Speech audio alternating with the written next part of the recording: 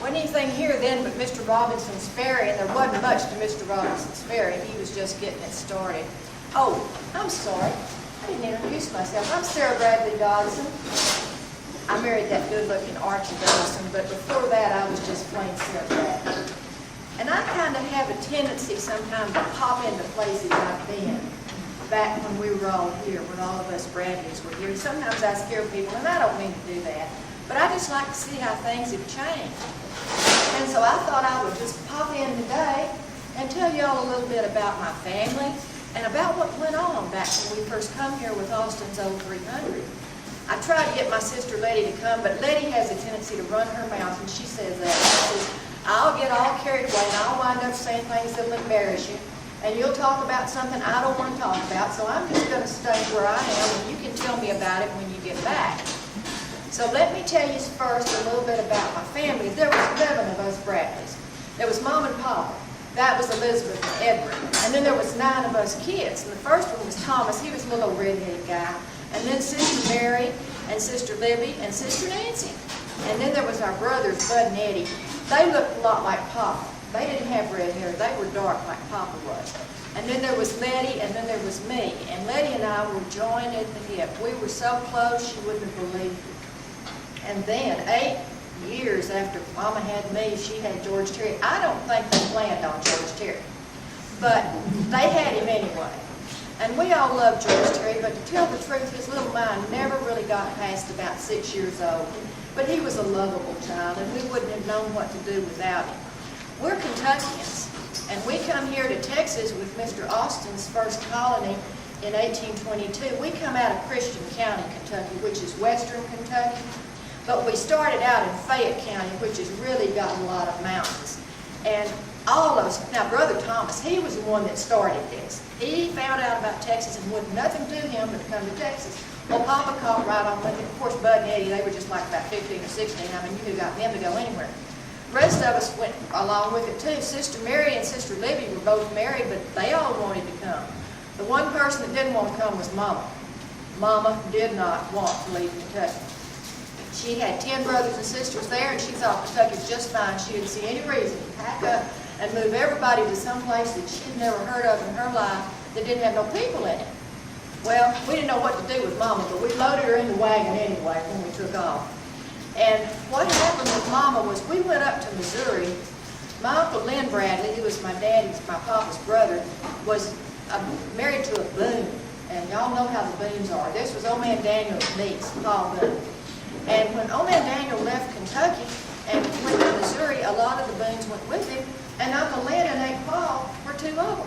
And so we went up to see them before we come on down to Texas, and Aunt Paul set Mama straight. Aunt Paul could set anybody straight. She just didn't mince words with anybody. Well, Mama was happy with the plan the whole rest of the way. She was just tickled to death after she got through with Aunt Paul. Well, we come down, straight down the Mississippi River, and you wouldn't believe the things we saw on that river for us mountain folks. We saw things we'd never seen before in our life. And we come into Natchez, and Papa got into some trouble in Natchez. It wasn't his fault, but nonetheless, he got into some trouble that Thomas had to get him out of. And I'm telling you, we lit a shot to get out of Mississippi. We couldn't get across the Mississippi River fast enough to get out of Natchez. Come straight across the Mississippi, straight across Louisiana, straight across the Sabine, and into Mexico. Call it Texas, but it was Mexico nonetheless. And we met a man in Louisiana named John Gates, and he told us that if we'd go down low and come in on the Atascocita Road and just keep going west, that eventually we'd probably find Mr. Austin and where Mr. Austin's land was going to be. So we did. We didn't know where we were going, but we found the road he was talking about, and off we went. It was a shock, let me tell you, it was a shock for mountain people. There wasn't hardly any trees. There sure wasn't any mountains. It was as flat as you could see and nothing but grass. And we thought, well, what do we hide behind if there's an Indian out there? The grass ain't quite high enough to cover us up. But we just kept going. We didn't know what else to do at that time. Well, we run into a man named Britt Bailey. Let me tell you, Britt Bailey, I don't know if Britt Bailey was crazy, but he acted like he was. Actually, I think Mr. Bailey was a pretty smart man. But he was weird, he was eccentric, he was just a strange, strange fella. But he knew things we didn't know because he had been here since 1818, before anybody else ever got here. So he knew Mr. Austin, didn't like him, but he knew him. And he knew all of the land and knew the layout of the land and knew where everything was. And so he let us stay with him.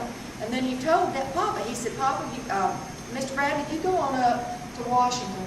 He said, I think that's what they're going to call it. He said, I don't know. That's what I heard Andrew Robinson was going to call it. He's starting a ferry up there. And that's probably where Mr. Austin will be. So Papa left us all with Mr. Vega, and he took off with my brother-in-law David Talley and my brother Thomas, and here they come. Well, sure enough, they didn't find Mr. Austin, but they did find Mr. Josiah Bell, who could tell them where to go look for their land. And Papa found the prettiest piece on the Brazos River you ever saw. I don't know that it was all that pretty, but there was just a lot of it, so that made it pretty to us. There was 4,428 acres. You couldn't get that in Kentucky. And then right next to us, my sister Mary and her husband David got their land. And Thomas, oh my goodness, Thomas was so excited because he found out that 2 or 3 single men, if they were of good character, which Mr. Austin had to have, they could get land of their own. And Brother Thomas was so excited because he didn't have to sit around and wait for Papa to give him part of his. So he partnered with a man named Sam Angier, who was a doctor, and a man named Brax Hall, who was just a real good man. And they went off and they got them some land close to us. And we rocked along. We thought we were set. Now, we had our land. Everything was just really good. Well, it wasn't. That first year was the worst year you ever saw in your life. It didn't rain. And when I say it didn't rain, I mean it didn't rain. Our corn and our beans got up about this high and just fell over and died. And there we used all our seed. Mr. Austin's supply ship sank. We ate everything but skunks.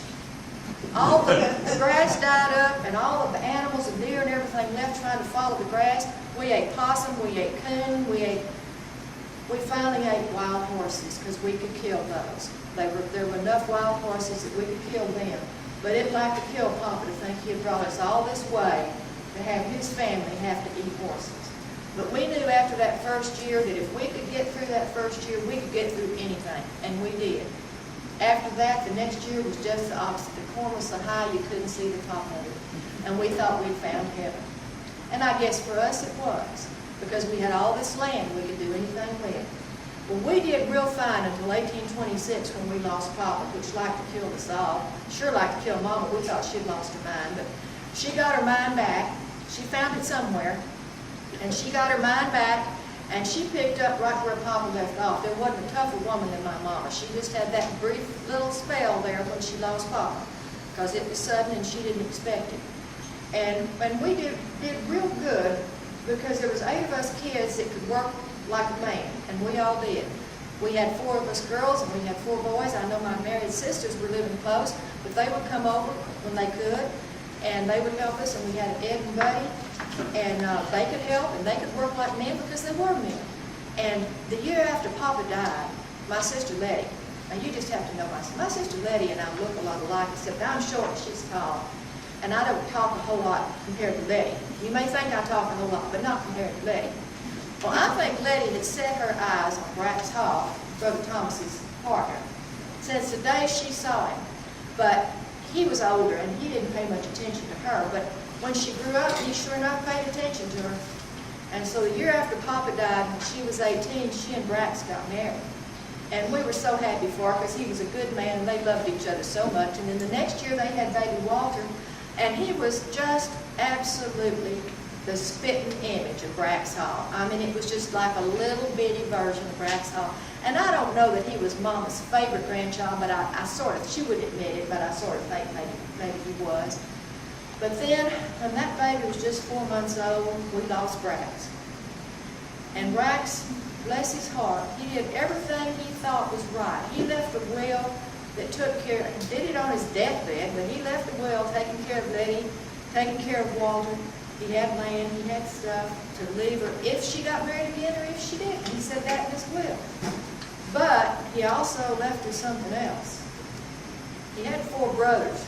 3 of them pretty good fellas. But that 4th one, whose name was Warren Hall, was everything all the rest of them wasn't. One was, he was a lawyer, he was smart, he was rich, And he didn't have that little man on his shoulder, you know, like most of us do, that says, you ought not do this. I mean, you know, my little man may be this big. Warren's wasn't even this big. He didn't have one. What Warren wanted, Warren went after. And he was bound and determined he was going to get it one way or the other. Well, he went after some things Letty had that she wasn't about to give up to him.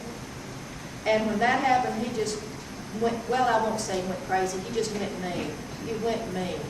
And because everybody knew him, and because he had money, and because he was an attorney, he pretty much got what he wanted. Brother Thomas fought him for 3 years to keep him from taking what Letty had, but he didn't win. Brother Thomas was a smart man, but he wasn't near as smart and near as rich as Warren Hunt. And in 1832, Warren took everything Letty had, except Walter. But what he didn't count on was that she'd go right back home to Mama. She still had all her brothers and sisters, and she had her mama. And that's what she done. She went back and she took Walter and she moved in with Mama. Well, it wasn't too terribly long after that Brother Thomas brought a friend of his home named John Gates. And wouldn't you know it was that same John Gates we met back in Louisiana? He decided to come to Texas. Well, John was from Massachusetts, and he didn't have any family, and we didn't mind having another brother, so we just took him in. He was glad to have a family. We were glad to have John, because he was a good man. He was a quiet man, not like Thomas, who wasn't quiet, but he was a quiet, good man and a smart man. Well, a few years after that, John Gates brought a friend home. I mean, everybody came to the Bradley house. John brought a friend home, long, tall, lanky old man. I'm telling you, he had big blonde hair and a whole mouthful of teeth. His name was Archibald Bynum Dodson. Isn't that a fine name? That's a fine name. Archie had, like I said, he had a mouthful of teeth, and the reason we knew that because he was always funny and grinning, and we saw those teeth an awful lot. Well, I fell in love with Archie, I believe, the minute I saw him, too. And he says he did me. Who knows? You know how men are. But anyway, in 1835, I married Archie, and Letty married John Gates. We didn't get married together. I wanted to do that, but she said that wouldn't have been right because she'd already been married before. But we got married real close together. Well, I don't think John and Letty had even got the I do's and I wills out of their mouth before there was Warren again. He had been pretty quiet since she moved in with Mama, but the minute she married John, he went after the last thing she had, and that was her boy. Well, what the man didn't count on was a whole lot of Mexicans at the time. Now, Archie and I had moved over to Harrisburg, and Letty and John had moved over to San Philip. But when we had to put up with Warren again, John and Letty moved back home with Mama. And I hate to say this because I'm not talking against my country, but I wish we could put off war just a little bit longer than we did, but we couldn't. And in 1835, September of 1835, Mr. Andrew Robinson started up a company of men to go to San Antonio because General Cause was there in San Antonio. He was San Antonio's brother-in-law. He was there in San Antonio, and we wanted him out. And they got my Archie to be first lieutenant. I was so proud. And when Archie got to be first lieutenant, I said, Archie, I have got to make a flag because no company of men can ride off without a flag flying at the head of it. And I wish I'd have had more cloth to make it out of, but I didn't. But Archie didn't care. He said, it's the finest flag he ever saw in his life. And that's all I need. I need somebody like my Archie to appreciate it. Well, that old flag, it went on to San Antonio in 1835, and it flew at the Siege of Bam, and it flew right over that old building back there when they wrote our Constitution in March of 1836. But I'm starting to brag on myself now. I shouldn't do that. Let me back up before I start to sound like Mama always said I shouldn't sound, which is braggy. After Mr. Robinson started the soldiers there in Harrisburg, Archie told me, he said, I got to take you to your mama's because you're going to have a baby. I can't leave you sitting here. By this time, I was going to have a baby. So he takes me to mama's, lets me off. John, I was already there with Letty. Letty's going to have a baby too, but she doesn't know it yet. She just is a twinkle in her eye. Well, then they rode off, and they took Bud and Annie with them, and then they stopped and got my brother-in-law, David Talbot, and they went on and got my other brother-in-law, Chester Garner, who had married Sister Nancy, and there we stood. You know, a couple of women going to have babies, and an old woman, and a little half-wit boy, and And this little black girl that lived with us, and there we stood just waiting. I mean, what else were we going to do? And Mama said, I couldn't stop your papa from going off at 18, 12, and he had 8 kids. I'm not going to be able to stop you boys either. So off they went. And there we sat. We sat and we waited and we waited. You know, somebody would come by every now and then and tell us what was going on. Well, in 1835, when they laid siege on San Antonio, they run General Cause right out of it. That was where Ben Milo got killed, you know, was in that. Well, they came back and they told us about that, and we got other little bits and pieces. Well, when General Cause got run out of San Antonio, I want you to know that he did not sit well with his brother-in-law, Santa Anna. And the next thing we knew, there's 6,000 Mexicans coming across the Rio Bravo River right at us. And in March of 1833, Archie and John rode in, and I mean, they rode in a wet lather, and they told us at that Alamo, that where we had our men trying to hold off, 13 days they held off. But Santa Anna killed them all. Killed every one of them. Buck Travis and Crockett and Bowie and Micah Autry. I mean, I killed all those people we knew. And we said, well, we looked at John, and because John had more sense than the rest of us, we said, John, what are we going to do? And he said, we're going to run.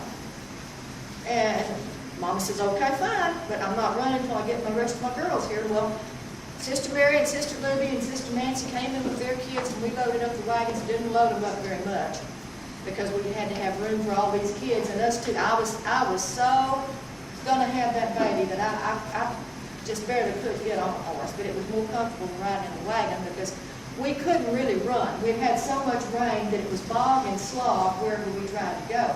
Wagon bogged down, you'd try to pull it out. Wagon bogged down, you'd try to pull it out. But we were headed for the Sabine River because the Sabine was a dividing line between the United States and Mexico, and we knew if we could get to the Sabine River, we'd be safe because we were in another country. Well, I got as far as the Trinity River, and I couldn't go no further. I was going to have that baby there. Didn't make any difference what Santa Anna 6,000 Mexicans were going to do. Well, I come down having a baby, who was my Maria Letitia. I named her after my sister. And Archie come down with a case of measles. Well, I did good with the baby. Archie didn't do so good with those measles, and he like to die. But we finally got up and got strength enough to go ahead and ferry the Trinity, and when we got across it, we heard that Santa Anna had been whipped down at Vincent's Bayou by Sam Houston, and we were so happy because now we could all go home. Well, we could all go home but Letty and John. They couldn't. They couldn't go back to Brazoria County because, well, they just couldn't. They had to go on to Louisiana. So Letty and John and baby Walter, who was 6 by this time, and a little black girl named Feeny, who had been living with Mama, they all went on to Louisiana. Feeny had her reasons for going too. My sister and I had never been separated, and I don't know who cried harder, Letty or me. But we cried, and we thought, well, maybe this won't be for long. We didn't know how long it would be. And she and John got over to Louisiana, and then we had to rely on letters after that. It was 7 years. It was 7 years. And then she was forced to come back to Texas, just like she was forced to get out of it. Different reason. Didn't make any difference. She didn't have any choice. She had to come back to Texas the best way and the quickest way she could. And she had Walter. He was 14 by this time, and he was big help. But she had 3 little kids, too, she had to look out after. And the smart thing you would have thought for her to do would be go back to Brazoria where Bud and Eddie were, because those 2 old bachelors were joined as a help too, and they had all kinds of money. They would have helped her. But she wasn't about to go back to Brazoria County. That was the last place she wanted to be. By this time, Archie had gotten his head right up in Grimes County over on Beat Eye Creek, you know, not far from here.